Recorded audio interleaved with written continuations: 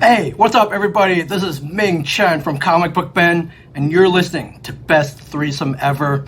Find Best Threesome Ever on Facebook. Search Best Threesome Ever. That's 3 with the number 3. It is my favorite podcast. Welcome to Best Threesome Ever, a podcast discussing all things revolving around nerdy pop culture. Probably not what you were expecting, but it's just as fun. Now here are your hosts, Nick, Rob, and Kevin.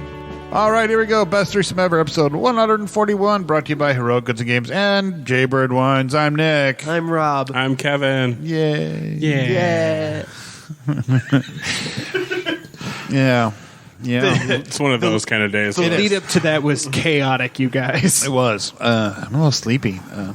Just had some Chipotle. Now I'm like in food coma. I sort of forgot to have dinner, so I'm going to have to have a late dinner, which I'm not supposed to do, but whatever. Same. Yeah, I get that. Yep.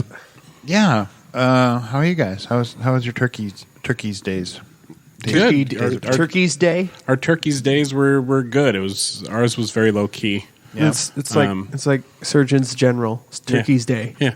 So people celebrate more than once. Yeah, and it was very we used to have pretty big Thanksgivings, but now there's so many different families that and plus my closest brother is in Canada, so yeah, it was smaller. It was right.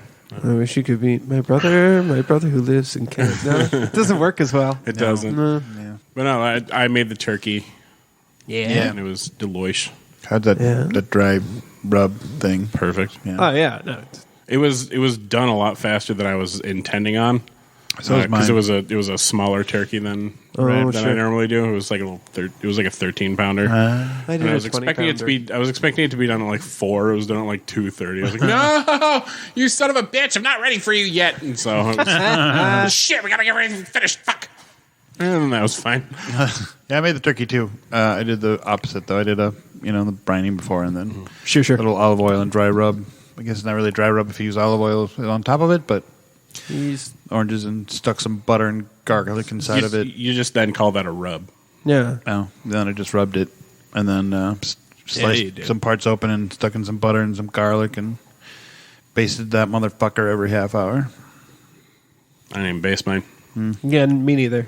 But it's really difficult to keep the temperature right in a smoker if you're trying to baste it. Right. So it doesn't work that way. No, I basted mine. And then I made the cranberry sauce, my Jameson cranberry sauce. I had mango this year. It was good. I had mine from a can because that's the best kind. Cranberry sauce? Full circle. I agree with you. Yep. That's know. correct. You got to slice along the ridges, the cut lines for the you. cut lines are perfect. It's You haven't had the my cranberry right amount sauce of yet. it's the perfect slice of cranberry sauce. And I'm not gonna. Wow. Wow, that is rude. To be fair, but I don't disagree with you, but rude. I mean, I would try it, but I mean, I don't like cranberry relishes. I just don't. Okay. I prefer my gelatinous, and I know it's horrifying as a former chef, but there's something about it. It hits me right in my childhood, and that's all I need. Here's the thing, though. I feel like if you polled 100 members, both current and former members of the industry, and asked them which is better, real cranberry sauce or cranberry sauce from the can, I feel like that's actually going to level out a lot more than you expect. I don't know if I guess mine's cranberry sauce, but it's not really. I mean, I don't know. It's good. Mine's got Jameson in it, so. Well, that's cool. But I'm team canned cranberry. I'm just saying you should try mine. I didn't say I'd sell you one. I'm just saying you should try it. Oh, no, I actually do like fresh cranberry sauce as well. It's just, I'm going to take the canned stuff first. I think you'll enjoy the guest list at our Thanksgiving, though. Okay. So it was my mother. Sure. My girlfriend. Mm-hmm. Yeah. Myself, obviously. Mm-hmm. Well, I wasn't expecting that, but go ahead. Her kid. Oh, sure. And then my ex-girlfriend. Sure. And her husband. And their kid. The kid that the kid that looks like you? A little bit. Yeah. That's it. I'm not suggesting anything to the internet at all. It would be ever. It would be scientifically inconceivable because that was that was during the period where she wasn't talking to me. But she was still hanging out with my family. Nice. And it is complicated when you think about it, but hey, you do family how it works for you, man. It's okay. She definitely is part of the family now, and the little girl of hers I love more than life itself. So. Yeah, that kid's pretty cute. Yeah, that sounds like fun. Mine was just me, my housemate, my mom, my aunt, his mom, and his mom's husband, my buddy Lee came over, and then later. Our Lee? No. Big tall Lee? No, different Lee. Differently. I see what I did there. Oh, my. It was the delayed reaction for me. You're barely hanging on. Differently, it was funny. I thought so too. And then later, some other friends came over just for like dessert and drinks. So nice. It was nice. Yeah, it was small but nice and a lot of food. I hear that a lot too. Small but nice, but there's a lot of food. Yeah, fills you up. Does the job. Nope. I'll say it. You rubbed all over it. Whatever. But yeah, no. So I did, and then not that anyone asked. We didn't. All right, fine then. It's a lot of tension today. That's because Rob insulted me pretty harshly before the show. But anyways, entirely. Did I? The whole comedy thing, yeah. Oh. Yeah. It was a little insulting. It was mean. You're right. It was a little mean. It was a little far. I love you, man. I know you do. I don't think that, of course, but I know. it was a little mean, and I apologize. That's all right. Jumping back in from the cut? Yeah. Agreed. Okay. Yeah, since nobody asked about my Thanksgiving, here's what happened. I went to my cousin's, who she has the waspy fucking house in Burnsville you could ever have. Woof. Did you bring your smoker in your car? No. I'll get to that. I actually did that on Friday. Okay. I just want to really quickly talk about this because it's delightful in that, like, it was a really fun. It was the most fun I've had in the whitest place I've ever been. Like, seriously, walking back to the car to leave, Joanna goes, their house is set up that it looks like it's going to be sold in a matter of days. I'm like, or just everything looks like it's been staged. Very staged. Yeah, everything looks staged. It's practically a live, laugh, love poster on the wall. Sure. Yeah. They've got their little wedding board in the basement that's just adorable. Yeah. Like, very, very middle suburban white. Right. Yeah, it's cover ridiculous. of But it was, Home and Gardens magazine or something. Yeah. that said, it was a lot of fun. And I actually enjoyed being on that side of the family for once. And I got to cuss out my mom in front of her siblings who took my side. So, nice. There you go. Yeah. For the record, he did ask you. He said, "How was your guys' Turkey's Day?" So that technically was asking us. I just blurted in first with my entire plan. No, fair enough. And then he followed, and then your turn. All right. And then Friday, what we did was a Friendsgiving thing. And I smoked a turkey, and we just had people come over and bring stuff, and it was sort of potlucky. Nice. And the turkey, perfect. Perfect. Thanks for inviting me. Yeah, thanks for inviting all of us. Yeah, I invited both of you. No, you didn't. When? You didn't. As we were leaving the other day. As we were leaving here the other day. I looked at you and I said... I don't think that happened. I don't think it happened. I think you thought about it really hard. So. All right, I think we all remember I'm changing my position once again on whether or not Nick's funny. It's fine. But yeah. I was going to say something about Friendsgiving or something. I was thinking next year maybe, speaking of turkeys, I was thinking maybe next year I might try some flavor injecting. Just experiment with that a little bit. I don't know. And I used to have a really good injector, and I don't know what happened to it. They're pretty inexpensive on Amazon, so I figured. Yeah. I just don't like. I'll figure out something. But I was just thinking, really good one, I have a whole year to think about it. But I was thinking next year maybe try steroiding that motherfucker. I have one, but I mean, I have one because I have a smoker and I make pork butt. Right. Pork butt. We're the worst. Or the We are children. It's fine. But I don't know. I tend to go this way or that way on injecting your turkey. For one, like I smoke them, so they don't actually need it. They just sit in the smoker forever and just soak all that up. And like it never gets up to what you would like. The temperature doesn't. It gets to 165, but like it gets to 165. Right. Well, and I'm not. Mine was plenty juicy and plenty flavorful. I just was wondering, like, maybe just experiment with it. Yeah, I said juicy and flavorful. Yeah, you did. That's right. My meat was juicy and flavorful. There you go. Yeah. It's the first time that's ever been said. Well, it's, first time for everything. Yeah. So, yeah. Boy, I am just sassy to you today. I'm so sorry, man. That's all right.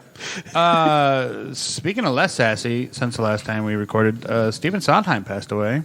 Great creator of musicals, and since we all have a theater background, I think there's no way any one of us have not been a part of or been in some Sondheim musical. Very true.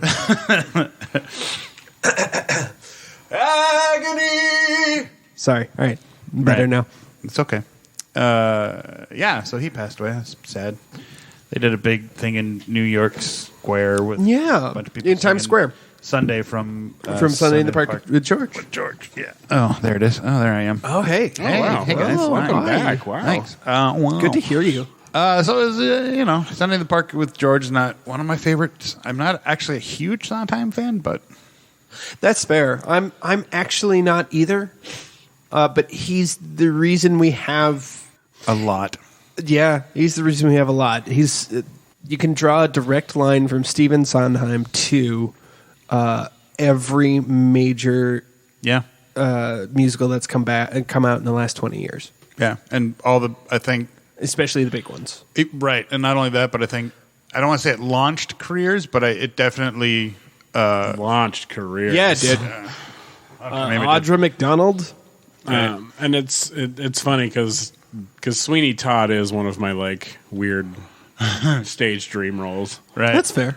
I get that.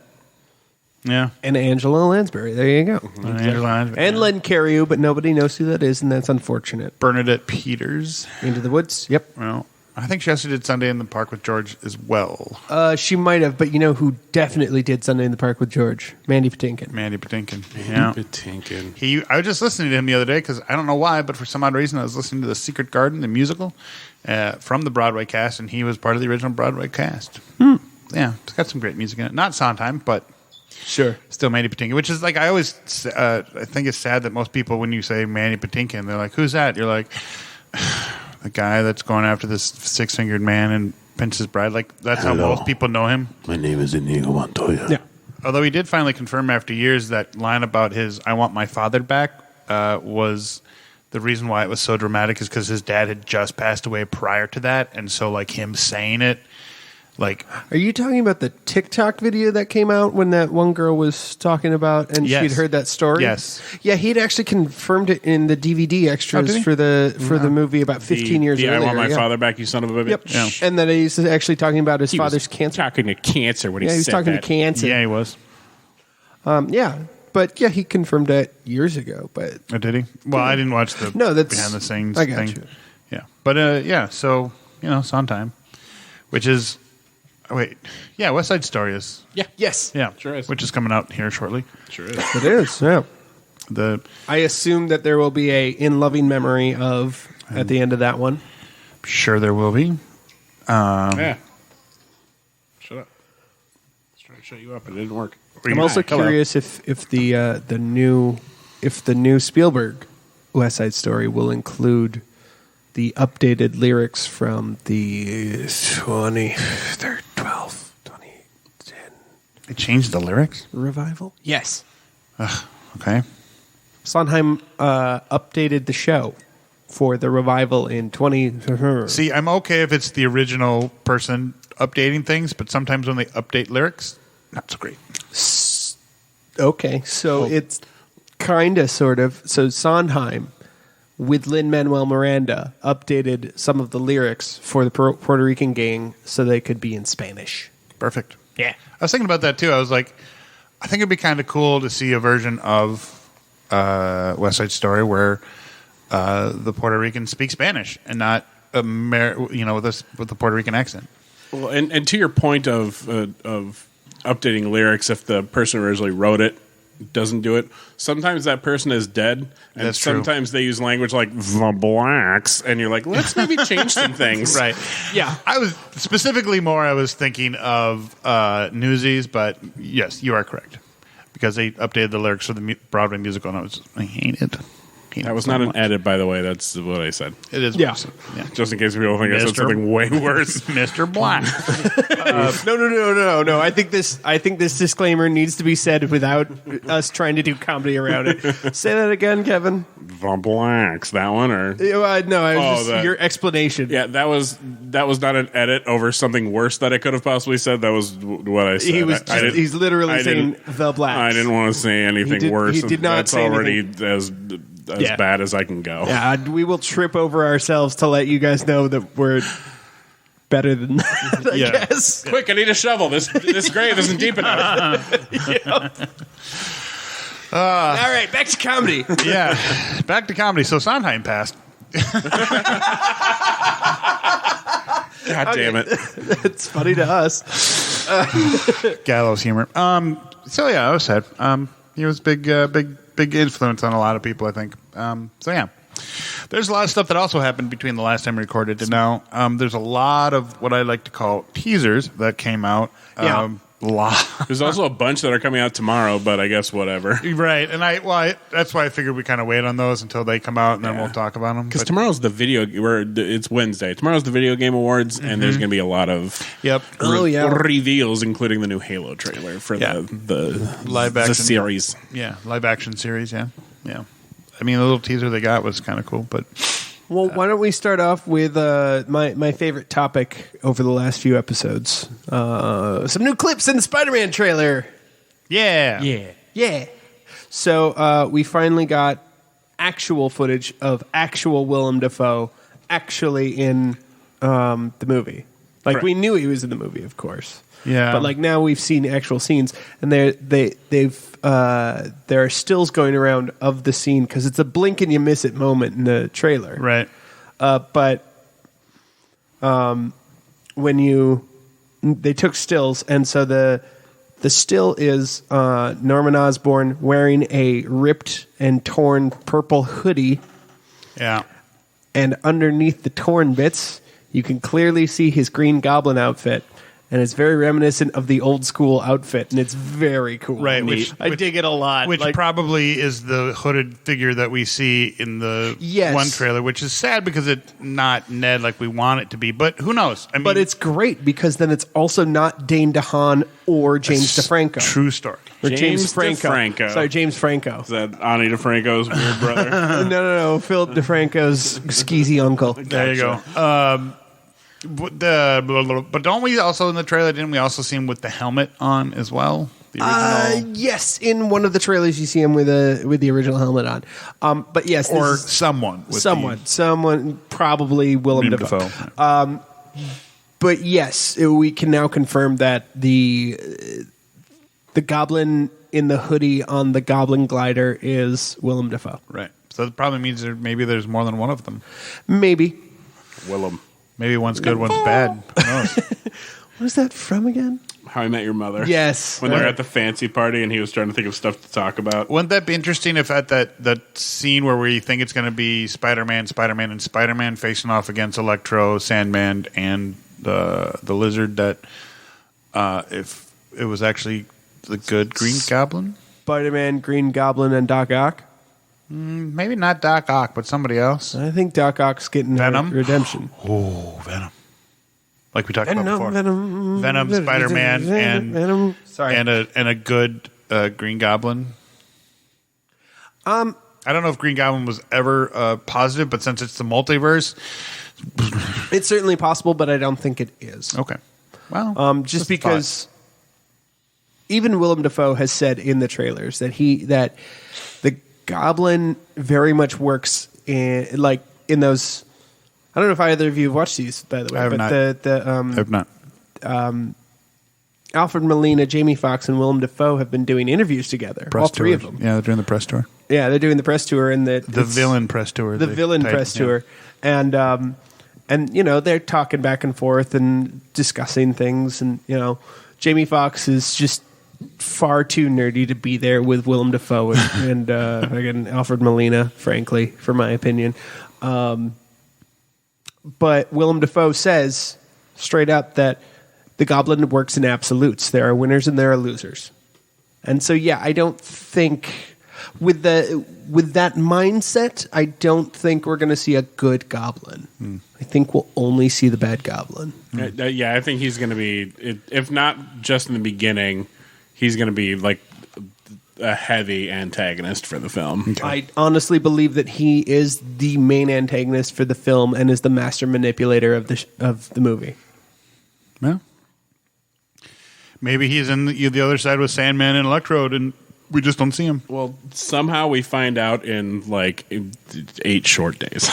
Yeah. How is it coming out already? I don't understand. I don't either. Hey, remember that awful, desert time where we had nothing? Yeah. And now we have so much? Yeah. It's awesome. Good. I mean, it's awesome, but it comes back to my previous stomping ground of guys, the trailer fatigue, it can be real sometimes, you guys. Just come on. Just well, yeah. Or anything else besides? Did we get anything else besides? I haven't seen the new commercial spot, so I don't. I mean, we get a little bit more. We know now that Doc Ock is pulled almost directly out of Spider-Man 2, right before he changes. We know that now because one of the first things he says to Peter is, "Where's my machine?" Right. So we know he's pulled just before the machine goes critical at this point, but before his good change. Right. Cinema Blend will keep putting out fake trailers with all 3 Spider-Man in it until the day the movie comes out, I'm sure. Right. And supposedly there was some worst channel art released, it supposedly is publicity art from the movie makers, but I'm finding it hard to believe. But it shows 2 different Spider-Men fighting against Electrode. I'm like, this looks more like fan art, but it was on a reliable source, so... No, it's fake. Under no circumstances would it take 2 Spider-Men to fight Electro. Well... It barely takes 1. It's the Tobey Maguire Spider-Man and Tom Holland Spider-Man. That's why it was... Oh, okay. Well, that actually makes sense then, because if it's Andrew Garfield's Spider-Man going in... Oh, Tom Holland and Tobey Maguire? Yes. Oh, okay. So if it's Tobey Maguire going in against Electro, yeah, he might need a little help, but Right. I just, like I said, I don't know if I believe the art, but it's... whatever. Yeah, it's a stretch. I don't think that's... Yeah. But sticking with the Marvel verse, since there's so many things that came out that were... speaking of art, on the back of the new Ant-Man and Wasp T-shirt. Yeah. That you just showed this to me. Which was interesting. Posted by somebody. Good sources, man. But it shows Good it's the Ant-Man and the Wasp logo, and it's for their new upcoming Quantumania. Quantumania, yep. And it shows Ant-Man's helmet, but it's broken, and where the eyepiece is kind of a broken part of it, and then the reflection, you see Kang. Yeah, in the reflection of the eyepiece, you can see clearly a Kang shape. Yeah, the part that's not broken. It looks like the kind of an old school comic looking Kang. It looks like the old school blue and purple. Yeah. Yep. Wow. So we kind of knew Kang would be in it, or figured he'd eventually show up somewhere. No, we knew he was the villain. Oh, that is okay. Yeah. I can't remember. Oh no, that's fair. But yeah, I would still be impressed if he doesn't show up in Multiverse. I'm sure he will. I'm sure he's going to have a finger somewhere. Boy, when you say it like that, I'm really uncomfortable. Right? But it was very cool. That was very cool artwork, in my opinion. I thought it was kind of key. It is cool artwork. There's something lost that it's on the T-shirt. I'm sure it's they're going to be on the poster. So I mean, I hope so. I would if that's the poster. I would actually consider getting. I would would consider getting that poster. That poster's cool. Yeah, it look cool. Look fucking nice. But on a T-shirt. Yeah, on a T-shirt. Yeah, it feels very promotional, arty. Loses its luster. Yeah, I guess. Yeah. Yeah, luster. Especially after you wash it a few times. So also with the Secret Invasion, they've pretty much confirmed that Maria Hill and Nick Fury will be back for Secret Invasion, which will be on Disney Plus sometime next year. Yeah, totally. Yep. So yes, they did confirm that Kobe Smulders is coming back for Secret Invasion. Yeah. And honestly, I gotta imagine at this point, Sam Jackson's coming back, but this will be the last thing he does for Marvel. You think? I don't think the last thing he's going to do for Marvel is going to be a series. I don't know. I'm basing this not on any sort of he seems like he's running out of steam to play the character, because of course he's not. No. I am actually basing this on the inexorable movement of time, because Sam Jackson, beautiful man that he is like 70 104. 104. He's like 73, I think. He's in his 70s. Yeah, he is surprisingly up there. Right, but with movies, and he doesn't like Christopher Lee. I mean, they can just stand there, Sam, and we'll rotoscope your face on some other actor. He's 72. Well, and it's so, okay, he might still have a few more years in him, but we're getting the clock is running. I mean, even Batista doesn't want to be Drax anymore because he feels he's getting too old for it. He's like, I just want to get fat now. I mean, that's fair. The man has spent the last 30 years of his life being jacked as all fuck forever. And yeah, if that gentleman right there wants to look more like that gentleman right there, I am fine with it. That was mean, and I did not mean it to be. It was more of a thing of... I assumed you were talking about Kowalski. That's what I thought you were talking about. Then yes, I was. Nice save, Kevin. I really did think you were talking about Kowalski. He's referring to a picture I have of me and Dave Bautista that I took at some con that was here. That's when I met Dave Bautista, and he signed my championship belt. It was pretty sweet. Yeah, and sweet. Well, he's a very nice Nick gentleman. Is a fit gentleman. I don't know He's about not fit. Dave Bautista fit. No, I'm not. I was just saying. I was very surprised that we were close to the same height, though. Like that was surprising. He seems like he would be taller, but he's just a few inches taller than me. Not much. A lot of people do, and they never are. Right. Like Steven Tyler, super short. Met him too. Where were we? Oh yeah, Secret Invasion. Butts. Yeah. Secret Invasion of the Butts. Right. I've seen that movie. So that's I think all the Marvel stuff. Oh wait, is the Crow Marvel? No, he's DC. No, he's neither. He's independent. Image Comics. I don't Who? remember. I'm sorry. The Crow. It's independent. Yeah, it's independent. Oh.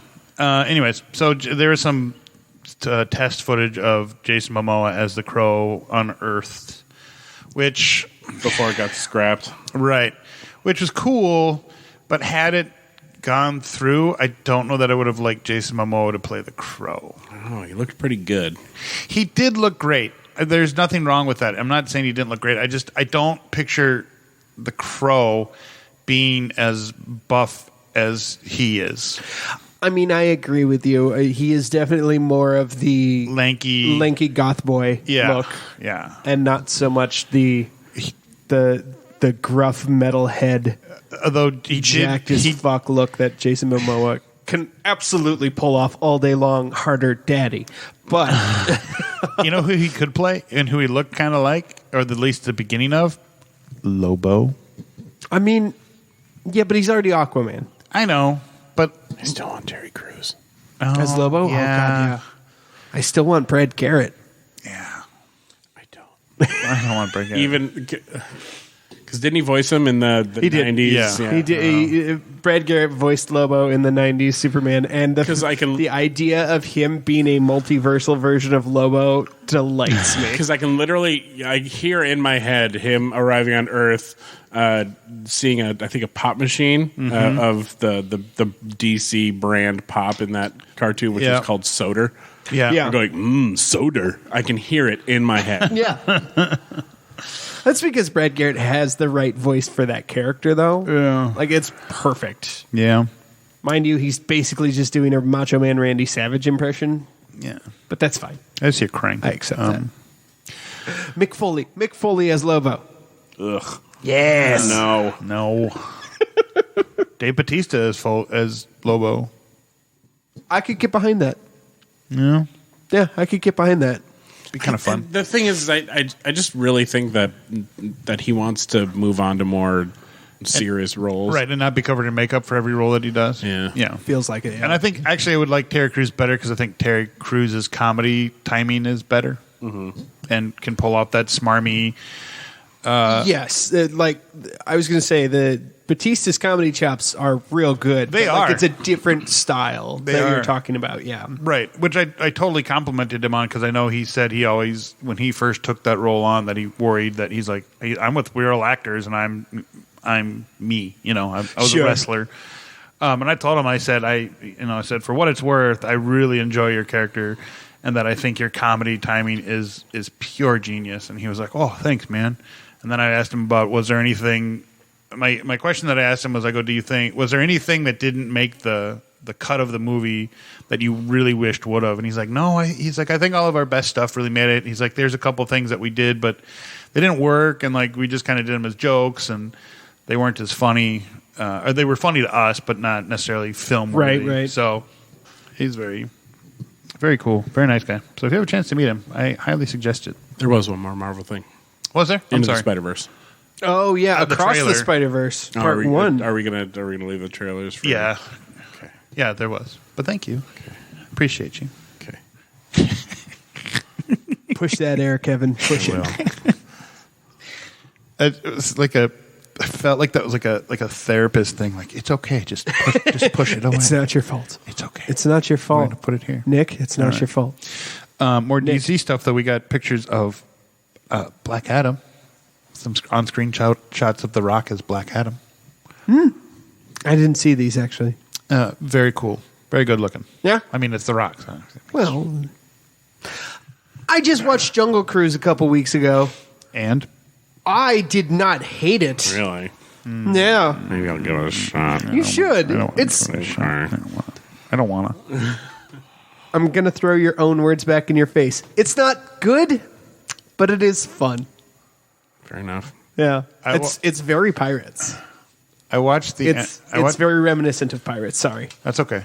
I watched the end of, what was the one he did with Kevin Hart, where he was like the kid that was made fun of, and then Jumanji? No, he was the kid that made the other one, the Ride Along. No, that's where he was like, then he became like the CIA agent, and he's all jacked now. And, Get Shorty. No. But anyways, it was the very end where he goes back to That was Be Cool. He was in Be Cool. You're thinking of Be Cool. which was a sequel to Get Shorty. Yes. It was the very end of it where he's Central Intelligence. It was the very end of it where they all Right Along was Ice Cube. Yeah, that's right. Continue. Like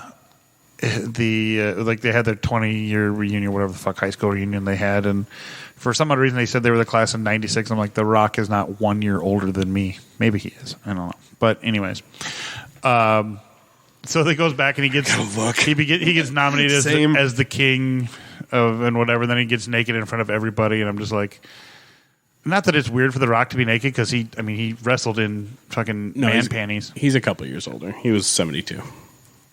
Yeah, that's definitely it's a few years older. But he said they were the class of '96. I'm like, there's no way he's a year older than me. No, 72. So he's as old as my oldest brother. Yeah, my oldest brother was born in 72. 49. 49. Good for him, bastard. Right. Speaking of somebody who's jacked. Yeah. We got a little couple photos from Clerks 3. Looks like Clerks. Sure does. Yeah. There's not much more to say about it. I mean no. Kevin Smith, bless his heart, is making another movie. They've been talking about Clerks 3 forever, though. I know, but it was officially announced during the reboot roadshow. Yeah. Yeah. That he said it's officially greenlit. Yeah. So, but we did in kind of Kevin's childhood loves. Superman and Lois is currently filming. Yes. And I think it's coming January 11th. Season 2 starts, but they're still doing filming of episodes. Right. Sure. But Amy Jo Johnson, the original Pink Ranger, is directing episode 6. And so she was posting like photos from like the set and stuff, and like her, their arm around Superman, and it's funny. I'm like, because she's a decent filmmaker, and so it's like exciting that the Pink Ranger is directing an episode. But what was really funny is I was looking at the photo and I noticed the coat she's wearing says the word Ororo on it, like the Storm. Oh. Her name is Ororo Monroe. Right. And so I'm looking at this jacket and I'm like, oh, what is this coat? I'm so intrigued by the fact that it says Ororo on it. And it turns out it's a heated jacket to brace yourself amongst the elements. I'm like, so let me get this straight. This coat that helps you control your personal weather is called Ororo. So I looked it up and yes, it is named after Storm. So the Pink Ranger is wearing a storm coat. It's basically my sexual awakening in one photo. Wait.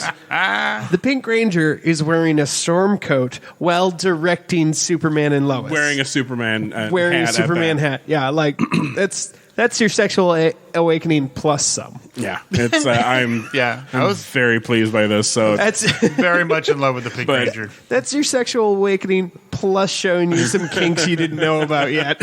But for fucking real though, congrats to Amy Jo Johnson. Yeah. Such a cool opportunity. Amy Jo Johnson coming on the show. I promise I won't talk about my sexual awakening. Amy Jo Johnson, come on our show. I promise I'll make Kevin talk about his sexual awakening. But I will make you sign my Pink Ranger helmet.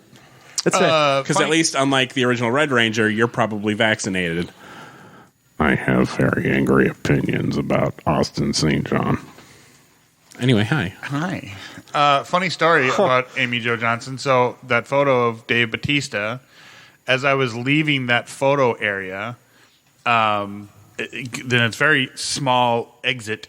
I'm leaving, and as coming in was David, Jason Frank, and Amy Jo Johnson. Yeah, Jason David Frank. And I almost ran into Amy Jo Johnson, and I was like, "Oh, I'm so sorry." And she's like, "Oh no, it's okay. Just whatever." I'm like, "All right, cool." And at first, I didn't recognize her. I'm like, "Well, you are holy shit! That was a Pink Ranger." I was like, "Fuck me." Pink Ranger. No, listen, like UH, Pink Ranger. Oh, okay, yeah, not a Pink Ranger. Yeah, the Pink Ranger. Mine was funnier. My first love. Yeah, same with you. I had a very big crush on the Pink Ranger back in the day. That's fair. Yeah, it was very cool. Yeah. I will take the Pink Ranger from Power Rangers in Space. Don't ask me why. I don't know. That was the series I got into. Yeah. Yellow Ranger from RPM. Rose MacGyver. Oh, sure. That's fair. However, the Red Ranger from RPM, he was the neighbor in Jessica Jones. Okay. Yeah. Also an anti-vaxxer and a conspiracy theorist about whether or not COVID is real. I'm very fucking disappointed in him. I'm big mad about the Rangers, the Red Rangers, and how much they suck right now. Now I need to make sure the other ones are okay. Actually, the Pink Ranger thing was on my list, so I'm glad you covered that. Tell me Power Rangers Turbo Guy definitely believes in vaccines. I'm pretty sure Walter, Amy, and David are. Yeah. As far as the original 5 go. Right. Jason David Frank, I'm not as sure about. He sometimes comes off like he might not be, but he also comes off like he definitely would be. He's a wild card. I can't pin down where he is on the map. He's a very independent soul, shall we say? He truly is. Right. While you look that up, the last thing we got is Zack Snyder teased a little Final Crisis over Thanksgiving. Got a couple photos for Final Crisis, so look kind of cool, look kind of badass. Will we get the Snyder cut of that movie. I don't know. Snyder cut. I'm assuming. Well, I mean, as long as he stays with the project, yes, we will. It'll be his movie, and hopefully he doesn't have any family tragedies that happen while filming. So it'll be great. It'll be good to see. I'm sure Hallelujah will be in there somewhere, and parts of it will be in black and white. I don't know how I feel about that. So, anyways, yeah. So those were the teasers we got. A few of the teasers we got over the past couple weeks, and then for trailers, let's talk about the Peacemaker one first. So apparently, Peacemaker from Suicide Squad, John Cena, is getting a series on HBO Max. He sure is. And it looks really fucking fun. It does. It looks like fun. It looks like they're removing a lot of his douchiness and making him an actual kind of good boy. Right. And this is a sequel to where if you watch Suicide Squad. Yep. Yeah, if you go ahead. Oh, I was just going to say because he's clearly out of his coma and his dad I just had his name. Why am I blanking on it now? Okay, I'm picturing who it is, and you're asking the wrong person for names. So I know this is where I need Rob to come in with his encyclopedic knowledge. I'm sorry. I'm trying to decide whether or not Selwyn Ward, otherwise known as the TJ, the Red Ranger from Power Rangers, the second Red Turbo Ranger / the Blue Space Ranger, is an anti-vaxxer, and I'm not. I have nothing certain, but he sure is like. Go to his Twitter, man. It's all over it. Robert Patrick from Terminator 2. Yes. Oh, sure. Plays Peacemaker's father and makes fun of him about the fact that he got beat up by a girl and all that. Right. And it's a very similar haircut. And it looks horrible. Yeah, it does look absolutely fun and hysterical. And we've talked about this before about John Cena as kind of a good side character, like for moments, but like as a lead. Which we saw in Bumblebee, was just... He wasn't a lead in Bumblebee. He was... Not a lead, but a major character. Major character? You're welcome. Just did not work for him. He definitely has improved. You can tell he's gotten some acting classes. Yeah. Because he was a lot better in the Suicide Squad than he was in Bumblebee. Yeah. Not that he was great, but he was a lot better. And I also the fact that it seems like they've made this a bit of an ensemble movie, I think helps. Yeah. Because, I mean, if you ever saw The Marine... I did. Oh, boy. Yeah. I have opinions about that film. A lot of them revolving around the gas station sequence in the car. You've talked about it, yeah. Oh. Yeah, it's... I don't like it. It's not good. But he does seem better, so it does seem like he's gotten some help. And, right. And obviously you'll watch it. Looks, yeah. I mean, and if it's spoopy, I think that's what he does a little bit better than more trying to be like a badass, It's just the spoopiness of Peacemaker's character seems to be more his forte. Spoopiness? Well, like the trying to be serious, but it's funny. Like when he's standing there in his whitey tighties and, saying, well, yeah, whatever, like that kind of weirdness. Okay. You know what I mean? No? Spoopy is scary. Oh, sorry. It's just a fun word for scary instead of spooky. Oh, I meant spoofy. Like spoofy. Yeah. Okay, I feel you. Sorry.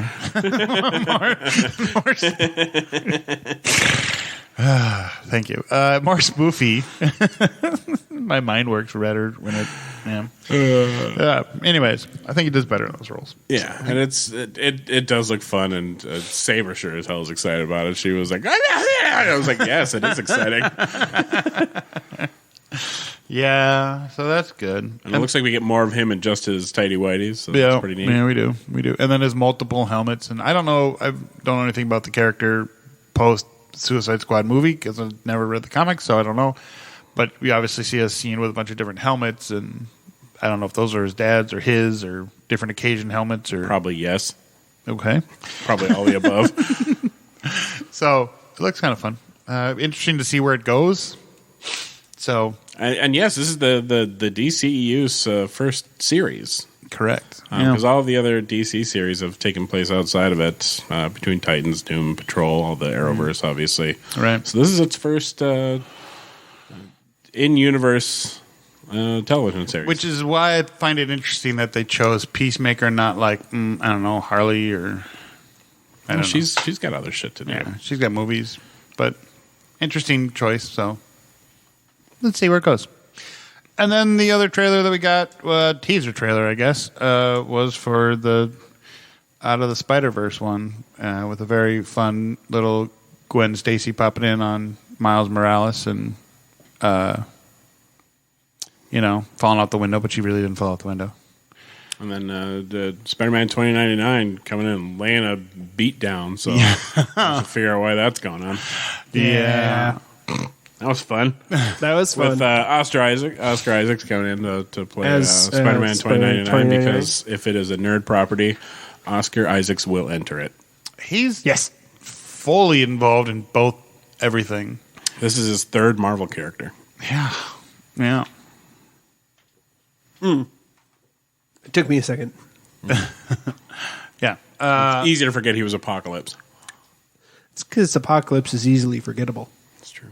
The film, not the character. Although the character in that movie, kind of. I didn't hate Apocalypse. I liked it a lot more than other people did. I liked it more than Dark Phoenix. Sucks shit in hell, but I liked Apocalypse a lot more than other X-Men properties.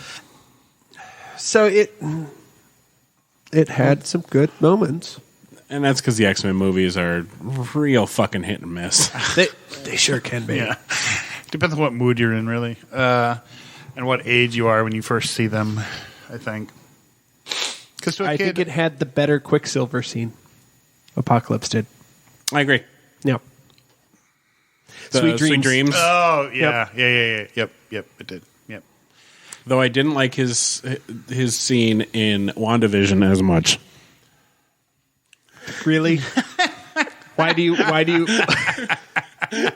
See, you just bring this up to fuck with me now. Like you literally only bring this up now to make me angry. That's good. We have proof. Funny. Josh Gad is funnier than you. Ouch. He's really not. He sucks at everything. Does he, though? He just knows the right people. Hollywood nepotism. So the Spider-Man looks good. The new, obviously, actually tried. animated Spider-Man. Which brings Haley Steinfeld's to 2 Marvel? Yes, she's technically 2 Marvel characters now. Wait. Although one is Sony and one is...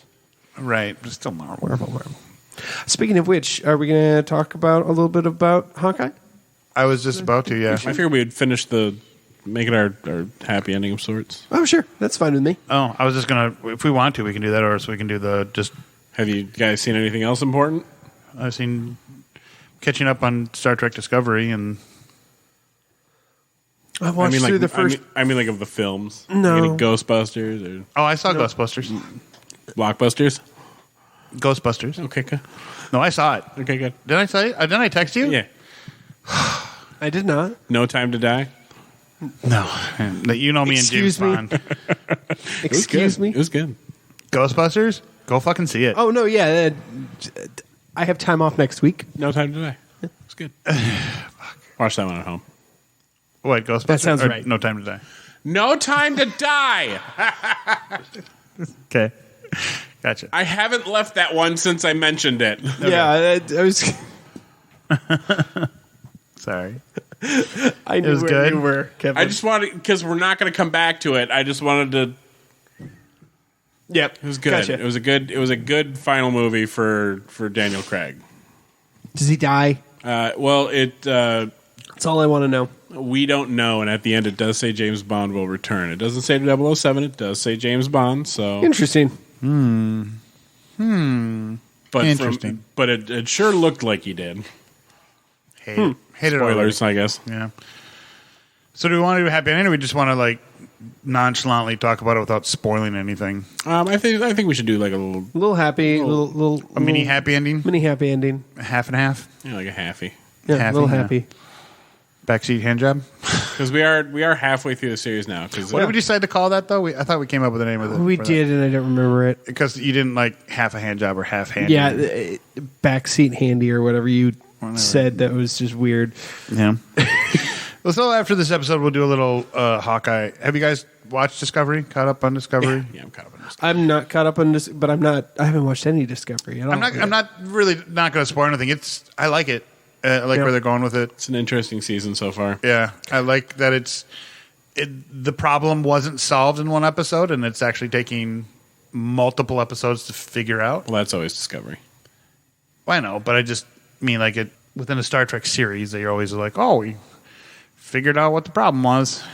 Yeah, all they had to do was reverse the phase polarity. Exactly, or something with do something against the Prime Directive, which they don't ever admit was against the Prime Directive, but yet was against the Prime Directive. But anyways, yep. I like it where it's going, and Tilly is still awesome. Tilly is still awesome, and I like that they're keeping Gray. Yeah. In the series. He's a good bean. He is, and they did make that Picard reference with the putting the essence of somebody into a fake human body. Which two big things from Picard now have transferred over to Discovery. Right. The body insertion thing and the I'm trying to remember what they're called, the Mahajalat or something like that. The bad people, the Mandy Patinkin, the Mighty Boss Tones, the Muad'Dib Fremen. The Mocha Frappuccino. The Mocha Frappuccinos. The Romulan ninjas. Right. Yeah. Those guys are cool. Girls, I guess they were girls. Yeah, they're all girls except for Elnor, the absolute elf. Yeah. That's fair. Very good boy. Yeah. It's all cool. Yeah, let's do Hawkeye as a halfie. Okay. Yeah. I just remembered. Yes, Rob, you have a question. Your hand is up. So I've watched through the first 5 episodes of Star Trek Prodigy. It is pretty darn good, you guys. I've watched a few. Yeah. It's very cute. It's very It's good, light, new Trek, but like 90s new Trek. So do we have an era number for that? Can we call it the Picard era? Can we call it the mid era? Well, I mean, Discovery revivalist star. Oh, are you talking about like the when like Picard and? Well, no. What I just its feel is very reminiscent of Voyager and Next Gen and Deep Space Nine. I think they call that like the Renaissance Trek. Yeah. So I would. It feels very Renaissance Trek, and I like that. And much like Rebels or Bad Batch or anything, it's such a Star Wars show. It's very reminiscent of Rebels and Clone Wars too. But I was also going to say more to the point that while it looks like it might be made for kids, it's really not. I mean, it is, but it's not. It's made for everyone, but like right. it's very family friendly, and so obviously, it's broccoli covered in cheese. Yeah.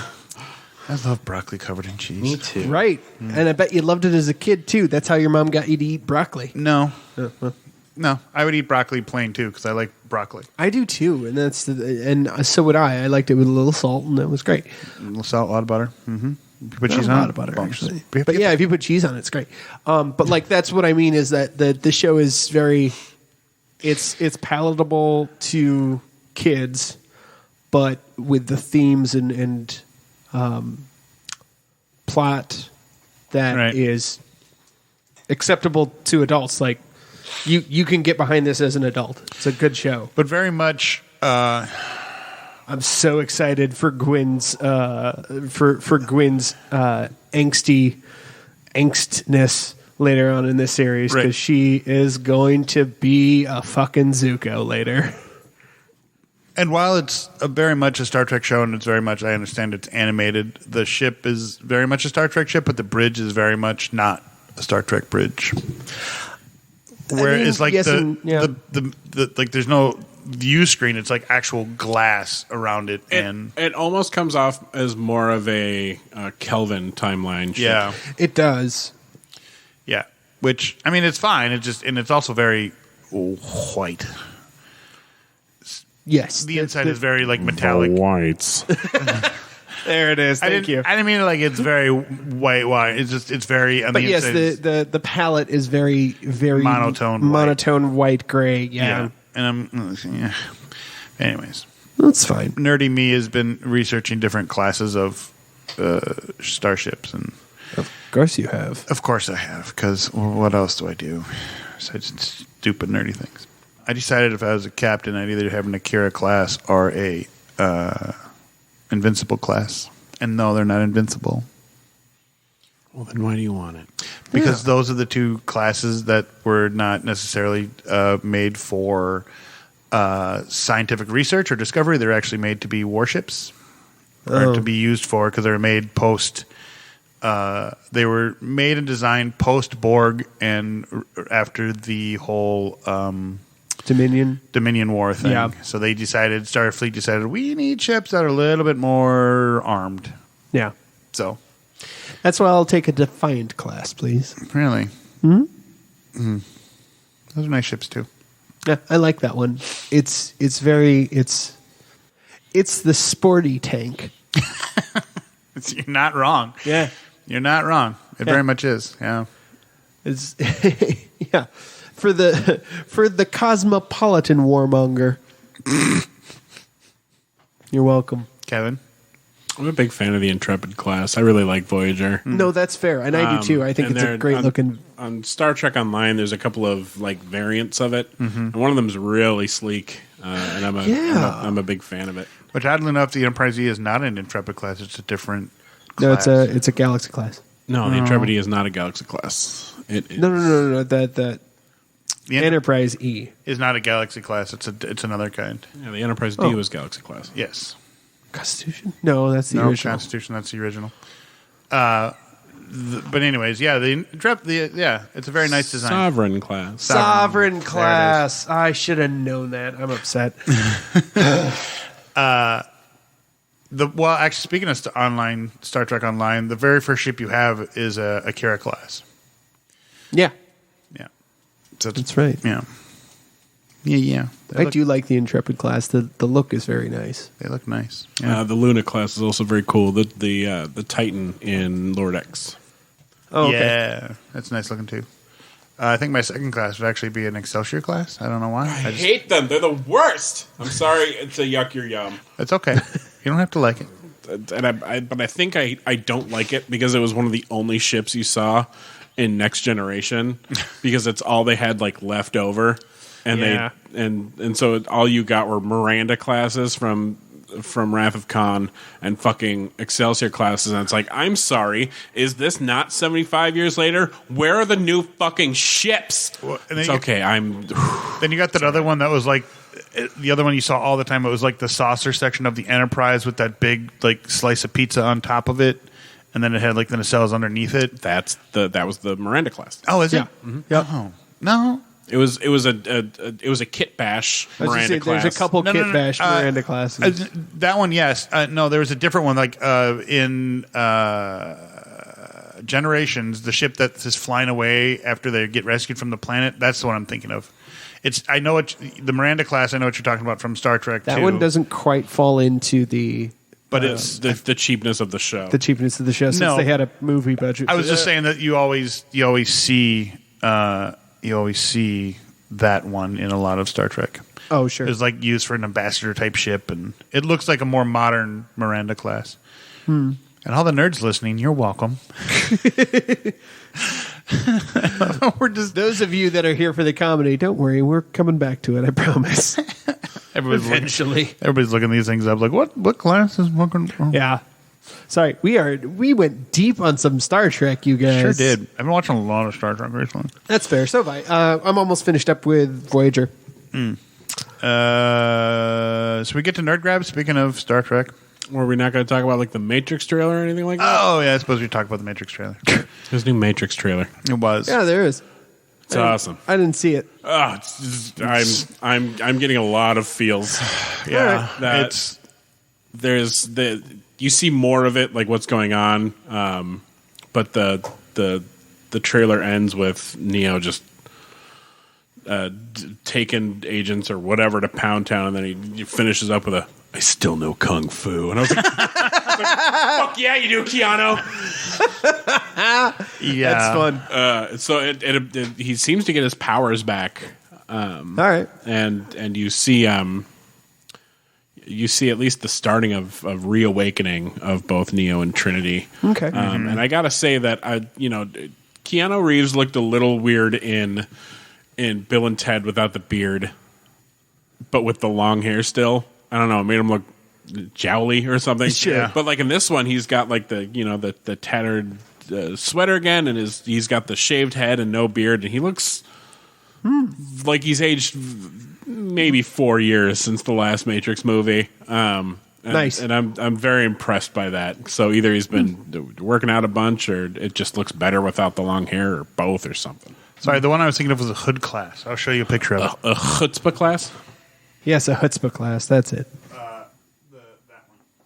Oh, sure, yeah, that's the kind of Miranda-ish kid bash that we're one, using. that one right there, Rob, where my thumb is. That's the hood class one. Oh, yeah. You see it a lot in Next Gen and With in the movies. Yeah, with a slice of pizza above. Yeah, I get you. Slice of pizza.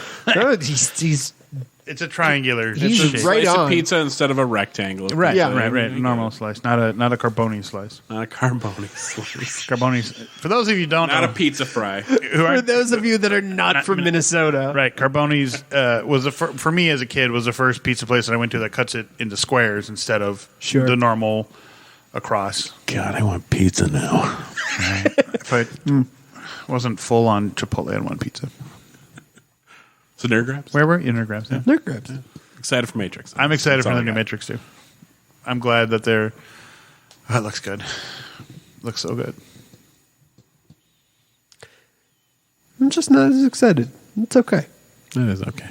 Yeah, You don't it have is to be. Yeah, I'm excited for your guys' excitement. Thank you. You're welcome. I'm happy to do it. It's because you guys are my friends. But So yeah, Nerd no, I Grabs. probably won't see it right away. And that differs from the movies that you see. I'm not going to feel bad about not seeing Okay, it. Right away. there's the rub. Yeah. There's the Rob. There it is. So Nerd Grabs, huh? Okay, fine. I'll fucking go. So I picked up. Steam had their big old sale. I picked up Amazon's new MMO, New World. And It's interesting. I'm having fun, which isn't something I've said about an MMO in a long time. You also said it questioningly? Well, it's because it's an MMO, so you're never quite sure. See, that's not the part that I find questionable about the game. It's the part where it's from Amazon. It was produced by Amazon. It runs on their server. So last night, obviously, it was having some problems. Yeah. Which is funny because so are we at work because that's who our phone system is through now. Because they're taking over the world. apparently it was. There was a big news story about their Amazon and their problems they were having. Yeah. Anyways, Yeah. It sucked. So, it's an MMO, but it also has like survival elements because you do like there's a lot of different like resource management, like a lot of crafting, a lot of like skinning, mining, that kind of a thing. That is very heavy in the game because the entire economy is player based. Like there's no vendor NPCs yet. So the entire market is players selling things, or you can salvage it to get like repair parts and a little bit of gold. Okay. But for the most part, it's all just on this marketplace. And so, of course, like end game stuff goes for pretty cheap, and beginner stuff, like to get your professions going, is of course way more expensive. Sure. So yeah, having an entire player-based community like economy has broken it a little.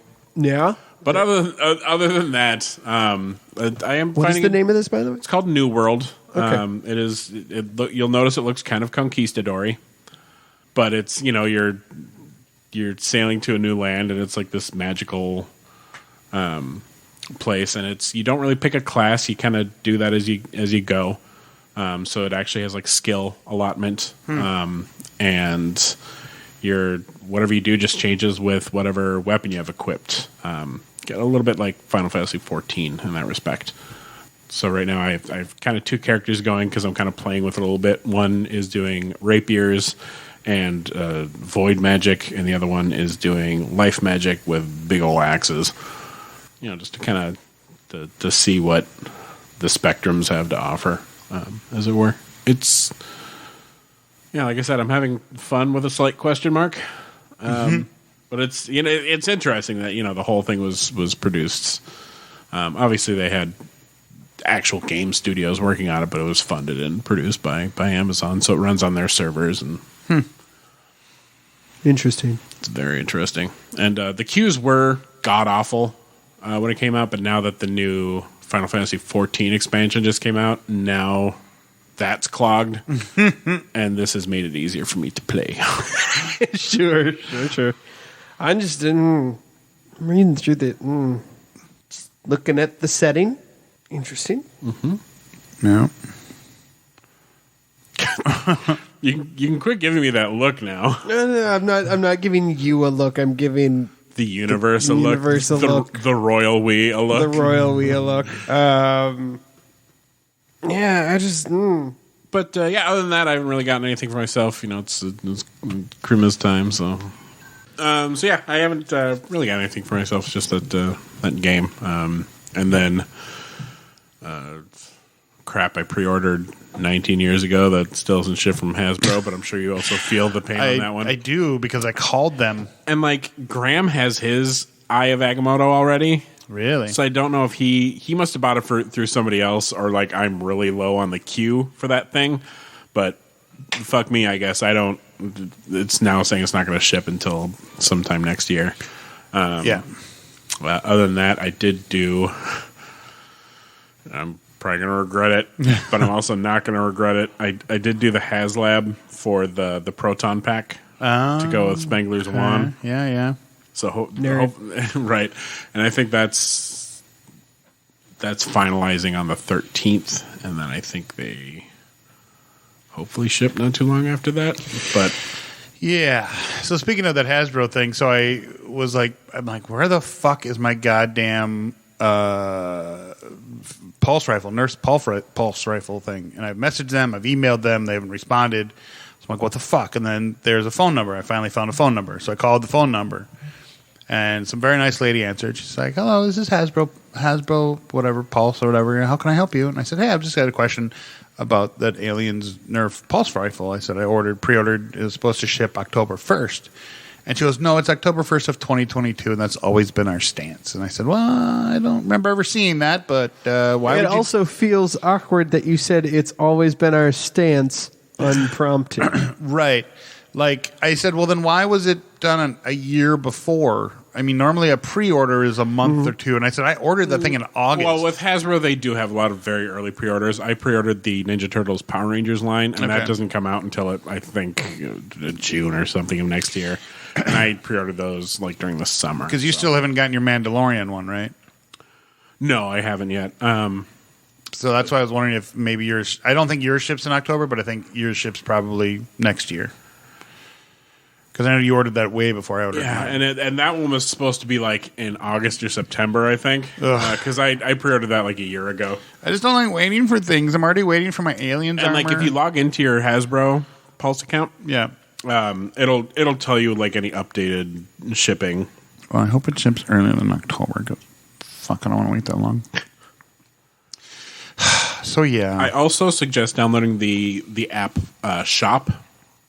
Is it like Wish or? No, what it is a kind of a hub for shipping notifications for all of your purchases. So you can link it to your Amazon and your emails, and you can link it to multiple emails. So if you have accounts on, I have quite a few. There you go. So any shipping notification that comes to your email, it will take and give you tracking for it. Interesting. I'll have to look that up. Shop, it's called. Yep, it's just called Shop. The little logo thing with the logo. It'll load. Oh, I got a new phone. Oh, you got a new phone. You did get a new phone. But yeah, so it'll actually give you the the map and all that stuff. Oh, so nice. Yeah, here's the Mandalorian rifle that I ordered December 7th, 2020. Oh, shit. A year. Damn. Yeah, it's been a long fucking time. I didn't think it was that long ago. Damn, it was over a year ago.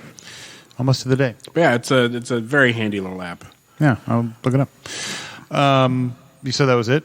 Yeah, and I got a new phone because my last one was the worst phone I've ever owned in my life. So I got the new Pixel 6 Pro. It's pretty good. Yeah. I was trying to decide between that one and the Z Flip. Right. The one that looks like a compact or an old Star Trek communicator. And the thing that almost put me over the edge to get that one was you can put a little program on it where when you open it, it'll make the chirp of the old Star Trek communicators. And that really almost made me get it. But the camera on this Pixel is stupid. It's so good. Yeah, it's Pickle. They're real good. Yeah, this is... It ousts all of the competition. Nice. Mine's okay. My iPhone 11. But I finally got my iPad. That's been fun. I've been playing with that. Yeah? So, yeah, it's been very cool. Be like a pirate with it, or... Yeah. I don't believe that deserved a handshake, but thank you anyway. It was a reluctant, half-hearted handshake. It was just more of a, all right, give you a little kudos on that. Yeah, iPad, those are cool. Yeah. The only thing I don't like about it is that like with my phone, like when I turn sideways, like the speakers come out both sides. So, but with the iPad, it only is still the one side, which kind of sucked. So yeah, I've been using it a couple times at the theater already, which is nice. Got it hooked up to our light board and soundboard at the theater, which is great. Which is the main reason I got it. Not the main reason, but a main reason. So it's worse when you try and do it sneaky. You're best off just going away from it and just going real quick and going, okay, let's get on with my life. The worst part of it is that I don't know if that part's going to get in or not, but like I said said we should maybe cut this part, and during that whole time I had the could have popped it open in my hand. Vintage. Keep it all. All of it. And then I finally got all my costume pieces for my Monster Maroon, and is now off to the lady who's going to make it for me, Carol. Nice. She has all the pieces, and she was like super excited about it. She's like, I've never done something so deep. I mean, she's done costumes before, but nothing that has all these little bits and pieces to it. Because the Monster Maroon is got a lot of parts to it. It's quite the uniform they had. It is aptly named. No matter how bad that name is, it is aptly named. And that book, I don't know if I showed you the guys the book. I thought I did, but I got a very specific cosplayer written by cosplayers about the Monster Maroon, and it's a thick-ish book, but it goes into detail how to make your Monster Maroon and how to, like, what each little thing means and how very long, how wide these things have to be and where you have to put the pin, and some costuming hints on, like, if you want to keep your pin on, get some clear thread and put it around these 2 points. And it's very cool. And very cool that it was written by cosplayers who have, expertise in the Monster Maroon. So, Kevin's got a face. Kevin does have a face. We might have to cut this part too. No, we were talking about pizza, and I was like, oh, there's a Little Caesars here. I want to try the new Detroit deep dish, and I love their crazy bread. And so I was like, oh, there's even one on Rice Street on the way home. And I went to check the hours, and it's permanently closed. Balls. Ballsack. What else nerd did I get? I got some stuff. I got some... Oh, sorry. I was just trying to think. We did I organized a thing at work where we're sponsoring families, and the family that a group of us are taking on. One of us we're taking on 7 families as our whole division, and me and 3 other people took on the largest family, which is 9 people. Sure. And the 2 kids that I got are big nerds. They're like, they want Spider-Man. Yes. And they want Star Wars. I'm like, oh, this is easy. These kids are going to have some fun. So I bought them some this isn't for me, but I kind of consider it a nerd grab since I'm passing it on. But yeah, I bought one of the kids a couple Lego sets, and he's into Minecraft, and I found this really cool glow-in-the-dark Minecraft shirt. And then the other kid is into Spider-Man. And I bought some other clothes, too, that aren't as cool. They're just fucking regular clothes. Meh. Sure. Because you have to. But I definitely threw in the nerdy stuff. Yeah. I bought him I bought him 2 different Spider-Man shirts. And, like, if they made them in adult sizes, I would wear them in a heartbeat. Sure. The one it's, like, red. It's kind of dark at the bottom and then glows into red. It goes into red. And then, like, Spider-Man kind of morphs out of the blackness and the whiteness, the redness. And it's, like, it's cool Spider-Man. And then there's a Miles Morales one that I got. It's very cool. And then I got him a almost Matchbox size cars, but they're the cars from the movie Cars, and it's like a package of like 12 of them. Okay, cool. Yeah, so these kids are gonna have a good Halloween. And I got them regular clothes too. Great Halloween. Great Halloween. Exactly. That's what I meant to say. Anyways, I was very excited to buy nerdy things. I'm like, this is easy. Like my other counterparts that are working, they're like, well, I don't know what to buy them. I'm like, I got the easy ones. Fucking toys, man. How do you not, man? Yeah. So I'm gonna pass on some nerdy Christmas joy. So nice. Yeah. That's cool. Helping out families in need. It's a good thing to do. Rob? No, anything I say now is just going to be shitty. He's over here being magnanimous to children who can't afford cool things, so he's getting them cool things. Now I'm just like, well, I spent $1,500 on a bed, and I bought an Amazon Fire Stick because I was fucking tired of going through 3 different apps to watch things on TV. So now it's all in one. $1,500 on a bed? Yeah. Yeah, beds are expensive, man. Beds are expensive. Good ones. Must be like It's a real good bed, mind you, but it's expensive. It's a king too. So. Oh, okay. Because must like move or massage. No, it doesn't move or massage. No. Nobody ever had. I mean, mine came with a. It doesn't do the feet, but mine came with a. Oh, does it? A head reclining. Like it came with for free. Oh. Yeah, no, it's just it's just a really, really nice mattress. Wow. And frame and pillows and you bought okay. See, I was just thinking like mattress. You bought them like $1,500 for a mattress. Wow. Mattress, you bought everything. Gotcha. Yeah. We bought all the things. That makes more sense. Thank you. Yeah, just bed's real fucking nice. Oh my god, it's so comfortable. Oh, it's so comfortable. My god. And then I finally broke down and bought an Amazon Fire Stick because, good lord, I was tired of having to go everywhere for Fire Sticks are way worth it. Fire Sticks. I have one in the top monitor. We were considering because we've talked about doing Apple TV again, and it's just prohibitively expensive. And so Black Friday rolled around, and they're like $20 for a Fire Stick. I'm like, done, sold. You're an evil corporation, but you have good deals. I take it.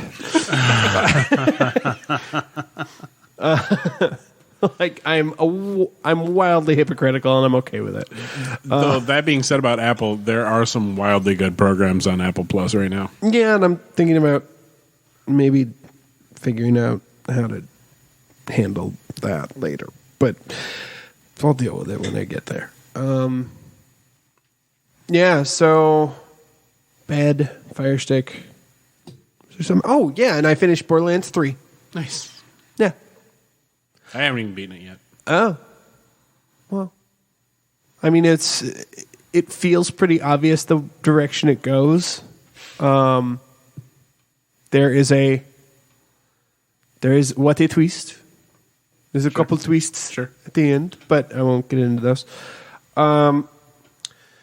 But it plays really well. It is not by any means as good as Borderlands 2 because Handsome Jack is just a villain you can't compete with. It's tough. He's so good. He's such a good and interesting villain, and like comparing the Calypsos to Handsome Jack is tough. It's just it doesn't work, man. But I will say it is a good, solid entry into the series, and I think it's definitely better than Borderlands, the original. It's not hard to do. I don't think the original Borderlands is very good. I wish it was. But, I finished it. It's good, and I'm playing through some of the DLC. It's a lot of fun. There's a whole, there's a casino heist. Yeah. It's fun. Interesting. All right. Anything else for Nerd Grabs? Huh? Anybody got any upcoming news or anything? Announcements? No. I have one. So I'm tossing around the idea for a couple new podcasts. Not that B3 is going anywhere. We're definitely going to keep doing this until the fucking day we die, or we all get so mad at each other we all quit simultaneously. One of those is far more likely. How dare you, sir? Podcast over. I said all of us quit, Rob. We don't care if you quit. It's okay. I can come up with things to say that will make both of you never talk to me again. Okay. I'm not gonna. So anyways, so one of them is like and I'm not sure if they're really going to happen, but I might just record a couple episodes. But one of them is like a behind the scenes, like theater. Like I want to talk to some local theater people or movie people and just kind of like a inside the actor studio type, talk about them, what their whatever, where they got their start and what they like, blah, blah, blah.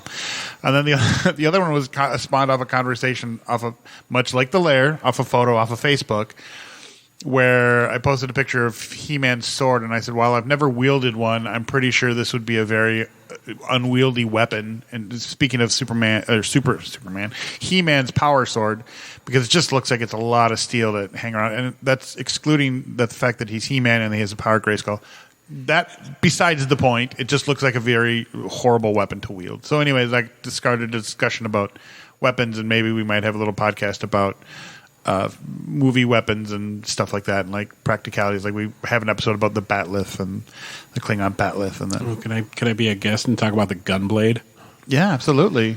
We do video games, everything. Yeah, absolutely. And the guy love them to death. But Lee and Arthur were like, "Oh, we would love to do that." I'm like, "I already have a podcast with 3 white guys." I need a little bit. I need a female element. So Amanda kind of tapped into Amanda, and so maybe she'll join us, or other females that know stuff about weapons too. So, and it could be a rotating, guests and stuff. I haven't worked out the details yet, but probably sometime next year you might see those episodes. I have to work on my website first because Podbean is becoming a pain in the ass. Sorry, Podbean, if you're listening, but you're becoming a pain in the ass. Podbean, come on a podcast. They're just. I don't like the fact that when I try to post our episodes to the Facebook, you can't just click on the player. You have to be a subscriber to Podbean, and that pisses me off because that is annoying. It's very annoying. So really preventing me from listening to the show. It would be easier because my mom's like, I want to listen to your show. I'm like, I don't know what you're going to get out of it, but all right, Mom, if you want to listen to it. She's like, how do I listen to it? I'm like, well, just click on the link. And then I realized that if clicking on the link doesn't do what it's supposed to. Anyway, sorry. So look forward to that. And then obviously after this episode, we're going to do a little mid-show for Hawkeye, a little spoilers, half spoiler episode. So did you notice he bailed out after talking about his mom from saying the words half handy? No, I just bailed out of it because I know you guys don't like the title. It had nothing to do with my mom. My mom. But now. Yeah. My mom came to the vilification show that I tried out for. Nice. So did mine, twice. Well, but your mom used to that kind of stuff. Yes, she had me, I know.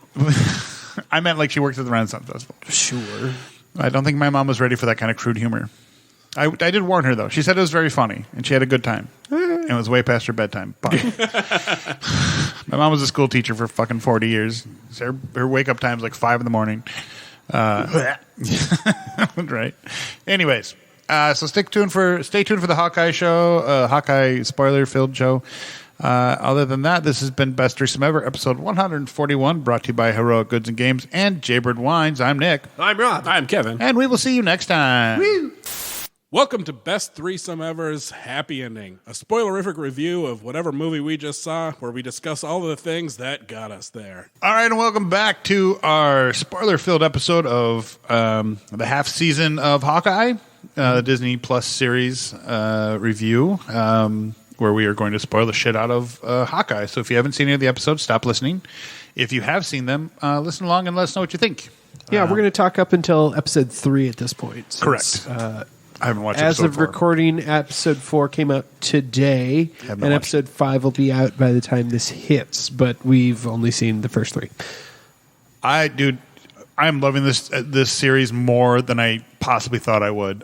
Jeremy Renner and Haley Steinfeld are like the duo that I've always wanted in a action comedy series. They have a startlingly good rapport. Almost, They do. almost as good as Captain America and the Winter Soldier. Obviously, they're the top of my list. Right, get it right. I want to correct myself and make it right. Yeah, you better. I know, but this is right up there. I mean, they are. It's amazing, and Haley Steinfeld's like, I'm a superhero, but I'm not quite a superhero thing. I'm enjoying it, and Hawkeye just going, okay. The show is exasperated Sigh, the series. Yeah, it's just, it's great. And then his like, I really want to stop doing this, but I can't stop doing it, but I really want to be with my family, but I can't stop doing the Hawkeye thing. Yeah. Another good explanation for the series is overworked dad brings his teenage daughter to her first anime convention. Like that's the vibe I get from the show because she's so goddamn excited. And he's like, Are you okay? guys, just no. The epitome of what the whole series is when he had to do that fight at the end of the LARP episode, and he's like, really? Oh my god, yeah, I forgot all about it too. Dude, there's so many precious moments in this show. And great action sequences as well. And now that they're really ramping up the action, and they've decided they replaced the hallway scene with a one-shot car chase scene. And delightful. And I was for it. It was so good. But I'm impressed with how they brought in Hawkeye's deafness. That he wasn't always deaf. This is just a product of being a normal person getting his ass absolutely handed to him. Every time he fights a superhuman. Yeah. And I like the montage they did of it. He's like, oh, it could have been something, I'm not sure. And then they do all the explosions. It's a number of things. Yeah, which absolutely would be true. You would. And we've talked about this before. Hang on. Kevin's favorite phrase. Events transpired. It's true. And we've talked about this before, but Hawkeye is kind of like meta-human-ish because he's not though. In the comics, they've given him a mild meta-human. Have they?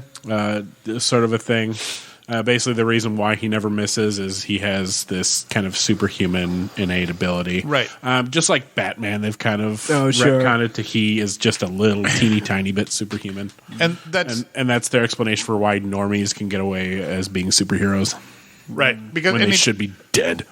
He definitely can take a lot of punishment, more than I'd say an average human. And obviously he never misses, and unless he purposefully misses. Or he throws his punches. Ah! Come on, that was good. Fucking guy. And I like how he's not just out saying that he was Ronin. He's really that he's protecting that. It's very interesting, and it's obviously going to come out. He's got to. It's going to happen, and that's unfortunate, and especially moving ahead a little to Echo. I am very impressed with this girl. She's new. Yeah. This is her first fucking thing. Yeah, she's done nothing, and she's really good. She's very good, and I think she's supposed to get her own spin-off after this. I think we're supposed to get an Echo series. Yeah. Are you?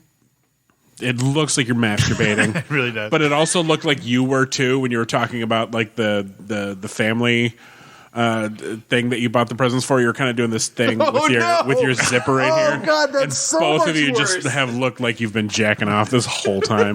That is way, way worse. Visual The gag on an audio podcast. The twist of the whole episode, of course, is the one who has been masturbating the whole time. No one can tell. Kevin is It was me the so whole- good. It was I masturbating the whole time. Sorry. I loved that. But wait. That voice. Oh, pooping into my cupped hands. It was like a Skeletor-esque voice. A little bit, yeah. It's a little Skeletor. Speaking of which, have you guys seen the new? I just finished the second season or part of whatever it was yesterday. Holy shit! It's a sequel to yeah. Oh god! Because I was like, I really like it. Died, but I don't get why people are angry. It's really good, and He-Man comes back. Just calm down. Right? Because why would you kill the main character? Although Tila was killing it. And then Evil Lynn has the best story arc of like any He-Man character ever. Which Lena Headey is perfect as her. They stuck with the original story too. Yeah, it's really cool, and I love her very much. Anyway, back to Hawkeye. No. That voice now. Pooping into my cupped hands. I'm sorry. I'm really excited. Unreasonable joy. I'm really excited for Black Widow's sister to show up. Yeah. Which I'm hoping is going to be today. We'll see. I'm just going to Because I think Julia Louis-Dreyfus is supposed to show up too. No, I'm not going to spoil it. I just want to see if she's going to show up. I don't want to see any reaction. Even though we're doing a spoiler review, don't spoil that for us. We're very hypocritical. Right. And the deafness thing and the KB toys. First of all, that has to be the biggest fucking KB toy store ever. But then again, they are in New York. Yeah, and I don't know if you guys caught the whole KB. Why that's such a big deal? Anybody? No. Anybody? Why? So KB toy. There's a kind of a long. I'm going to try to shorten this as much as I can. Toys R Us, big toy franchise. KB toys back in the day, right behind them. They were rivals. Right. Yep. Huge. KB Toys did an exclusive with Marvel to launch their toys, and then backed the original Marvel Film Studios thing, and practically bankrupt Marvel for it. And they're making billions of dollars off their merchandise, and they practically bankrupt the original Marvel Studios. That's funny. Yeah. So and the KB and also Kate Bishop, but cute. Yeah. But KB good. Toys was a very huge call out for the whole Marvel universe thing, which I thought was because they're doing great and they're in an abandoned KB. Yeah, correct. It's cute. It's a nice shade there, Marvel. Well done. Yeah. And man, I'm not gonna lie, I used to shop at KB Toys over Toys R Us. Same. Really? Yeah. Because Toys R Us was always its own building. Yeah. But KB Toys was always in the mall. Yep. Okay, sure. And so it was just more accessible. That's true. Yeah. The KB Toys. You had to go to Toys R Us if you were going to Toys R Us. Right. And then there's Children's Palace, but nobody fucking remembers Children's Palace. The fuck is Children's Palace? It's another toy store. Local toy store ranch. Anyway, I remember it. I vaguely almost fond early childhood memories. KB Toys also had a better selection of G.I. Joe, a larger selection of G.I. Joe than Toys R Us. And also they had all the Marvel stuff. Not all of it, but Toys R Us had Marvel, but they had the exclusives. Toys R Us had Legos. They did. A lot more Legos. They did have a lot more Legos. That is true. Which is why I went there. But Toys R Us had a lot of had a big section of all of the Mattel toys. Yeah. So while KB had a lot of the G.I. Joes, all of your He-Man shit, your Barbie shit, Transformers, you would find a lot of that at Toys R Us. I should also mention that part of that whole thing, because I'm sure somebody will call me out on this, was that between Marvel and KB Toys, they founded Toy Biz. So you guys remember Toy Biz? Yeah, of course. And that was part of the Marvel Studios things as well. And so their Mark cross-branded thing. And, gotcha. Yeah.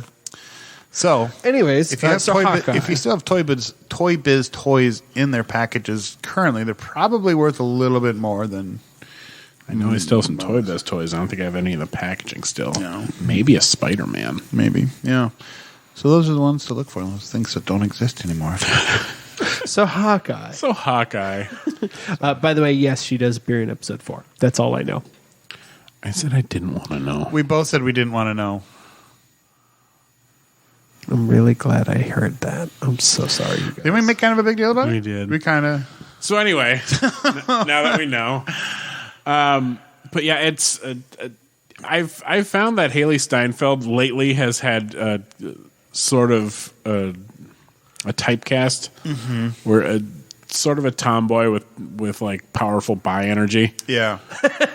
Bumblebee and this, and even her voice acting with Gwen Stacy. I was going to say, yeah, and even Pitch Perfect. Yeah. Yeah. And the dog. Pizza Dog. Pizza Dog. Love Pizza Dog. If I was If I owned that dog, you want to know what its name would be? Willie. One-eyed Willie. Come on. Lucky. Yeah. Maybe Thor. Too obvious. Odin. I like One-eyed Willie because I'm a Goonies fan. I'm a Goonie. Goonies never died. So am I. So the dog would never have to die because it's One-eyed Willie. That's not how. But didn't One-eyed Willie die? Shut up. Kevin, we talked about this. We're not going to tell him. They built a full pirate ship for that set. We know. Anyway, So Hawkeye. Drink. Speaking of that car chase, the fact that they brought in Finally the goofy trick arrows. the super goofy trick arrows. and pin particles, and that he had a pin particle fucking arrow. Fuck me, that was so good. Was dope. It was so good. I was like, "Oh, this is gonna be good. This is gonna be good." He's like, "Just aim high," and she's like, "What the fuck?" And then she just fucking Sure clunk. yeah. Oh, it was good. It was super good. So, I'm like I said, I'm really digging Hawkeye, and Jeremy Renner is just. God, He's very good in this. I've always liked Jeremy Renner as an actor, and I just always felt bad he had kind of like side parts. And he's just, I think he's proven that he can be a lead in a series and carry it. He's got he has. We keep coming back to this, but he has Bruce Willis and Die Hard energy. For sure. Like, very quippy, very funny, but also just like. But seems less douchey. Tired of yes. That's. I mean, And to be fair, But okay. I've not seen his new series on Hulu. No, there's a new series with Jeremy Mayor Renner. of Kingstown. I've not seen. I've heard good things about it. Have not seen it yet. It's a bit of a slow burn. right. It's very serious. Sure. Because it's about the prison system Right. and the politics of that and Know nothing about that. keeping who happy and it's Yeah. Oh, it sounds Modern, like set something I modern, can- set in modern. Time. yep it's modern. Sounds like something I would really enjoy, but also really need to up my dosage before watching. Yeah. So, Gonna need more happy pills to watch that one. so Hawkeye. Yeah. That's so good. Is he going to get home in time for Christmas? Dude, that's a great goddamn question. I don't He's think got to so. get home in time for Christmas. I don't think he will. I think he will. I think he He's dies. got to. And he does not die. Nope. Like he's Also- willing that concept into existence. Also right here, now. imagine this. Here's your costume idea. What is that supposed to be? It's a big H on your helmet. Oh, yeah, where she Imagine. made Oh the- yeah, the where she classic made the Hawkeye classic outfit. Hawkeye outfit. Yeah, that was cute. No, I love it. but I'm still waiting for him to put on whatever new suit he's supposed to get because Right? they've You've really seen been it. they've really been rocking that purple on him. Yep. Yep. They have. And It looks her like it's too. going to be the Matt Fraction style suit too. Yeah. Do you think at the end of this series, where do we think it's going to end? Do we think it's going to be with some tie into the multiverse? No, Something with the quantum verse? I think it's going to be one of the only ones that doesn't really. Really? Yeah. I think it might have more of a chance to leading into something like She-Hulk or like Ms. Ms. Marvel or even Season 2 of Loki, maybe. or Moon Knight. We totally forgot to talk about that. That Matt Murdock, Charlie Cox, is officially if he were to quote unquote appear There in you a go. Marvel movie, There are a whole will lot of- be Daredevil. "Quote unquote," totally not Spider-Man. Yeah, yeah. Like Kevin Feige danced his way all the fuck around what he was, how he announced that Charlie Cox is Daredevil in the MCU. And I hope they bring back Shane as the Punisher. Oh, they too. got Yeah. to. They got to. He was really John great, Bernthal too. was fucking incredible. He is Yeah. my absolute favorite Punisher character. I really hope they bring in all four of the good ones and recast. They the talked fifth about dumb one. somebody. There's rumors since Kevin Feige confirmed with the Charlie Cox thing that they're going And to do Foggy. that they're going to do a what was their group called? the Defenders. The Defenders? Defenders. Yeah, but not bring back Iron Fist because Fuck that guy. He didn't go over very well. No, he did not. And I'm still sad I was wrong about Shang-Chi, but that's fine. It was still they left the door open. They did. Yeah. They did. So Hawkeye. Where's it going to go? Yeah. I don't know, man. I could also maybe this one's see. just so much more grounded than the It others. is. Yeah. I could also see. I was going to say it does feel a lot like the Netflix Marvel shows. It For does. sure. It does. So I could see like at the very, very end, like maybe a Doctor Who showing up like a fucking, we need your help, like, and that's it. Because Hawkeye, they got to get Hawkeye involved somehow. Like if they were to get him involved in the multiverse thing or somewhere. I don't feel like they will because they didn't really with Captain America and Winter Soldier. Right. That's true. Did you say Doctor Who? He did, but I chose to ignore it. Was it Doctor? You mean I meant Doctor Strange. Okay. It would be funnier if Doctor Who showed up though. It would be. He's not the Marvel Doctor Who. Yeah, no kidding. Oh, we're using our fake names. I'm Spider-Man. See, now I just want to take the Spider-Man trailer where they're going to the thing and then put in the dun-dun-dun, dun-dun-dun, dun-dun-dun, dun-dun-dun. Sorry, I just he said it and it just threw me off for a second. Yeah, hang on. I think if it connects, which it probably will in some way. I think it'll connect to one of the more grounded ones. Yeah, Maybe Secret Invasion? Because him and Nick Fury are real close. And Maria. Grounded. I don't know if that's grounded. Isn't it? I really think of it if it was gonna take up arms anywhere, it would probably be either She-Hulk or That'd be cool Ms. too. Marvel. Ms. Marvel. yeah, like say at the end of it, either he or Kate Bishop needs a lawyer. Well, one guess who turns up that isn't Daredevil. Yep. That isn't already in New York. Does Ms. Marvel and She-Hulk, because I'm not familiar, do they live in New York or do they live elsewhere? Ms. Marvel lives in Jersey. Yeah, but Everything's legal in Jersey. But She-Hulk, I believe, is New York. Yeah. Why do they always live in New York? Why don't maybe Because that's how that's you where get superhero. Marvel Studios, or that's where Marvel Comics was for years. I know, but I'm just saying, like, maybe you just got to live in New York to be a superhero. Like, you don't see any Marvel character living in Minnesota. I guess why would you? We're boring. But I mean, We are, but there are the Ant-Man- Great Lakes Avengers. Ant-Man was California. No, that's right. So was Venom. That's right. California. The song is not good, but it's so catchy. It's also the best thing Eminem's put out in years.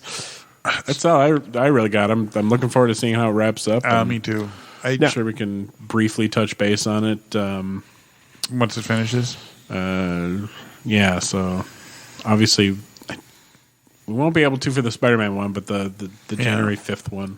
I think, we just talked that we think our next episode will be just mostly all Spider-Man because it'll be out by the time and it'll be out by New Year's. So that episode will post around New Year's. It's going to be too big to not devote a whole episode to. Exactly. So. Quick touch on the events and right. maybe a nerd grab or two and then Spider-Man it up. Mm-hmm. Yeah, because I feel that this is the Spider. Everything's pointing to this thing, and then Spider-Man's kind of like the catalyst for the. I mean, not that haven't already entered into the new phase, but like this is like the one that breaks the glass. This is where it's going to ramp up real hard, real quick. Yeah. If I had more time on my hands and or a desire to do it, I would probably go through our last few podcasts and pick up all of our predictions and write them down. And I write most of them down. Okay. Cool. You have them on the notes then? Somewhere. Okay. Our big predictions, I do. Yeah. Yeah. Cool. So, so anything else about Hawkeye? Just other than we're all looking forward to seeing how it finishes, where it goes. Just looking forward to it, baby. I'm really curious as to who Echo's employer is. Kingpin. What? Kingpin. You think it's Kingpin? They've made quite a few references. Have they? They've been sly, but they've kind of been references. All right.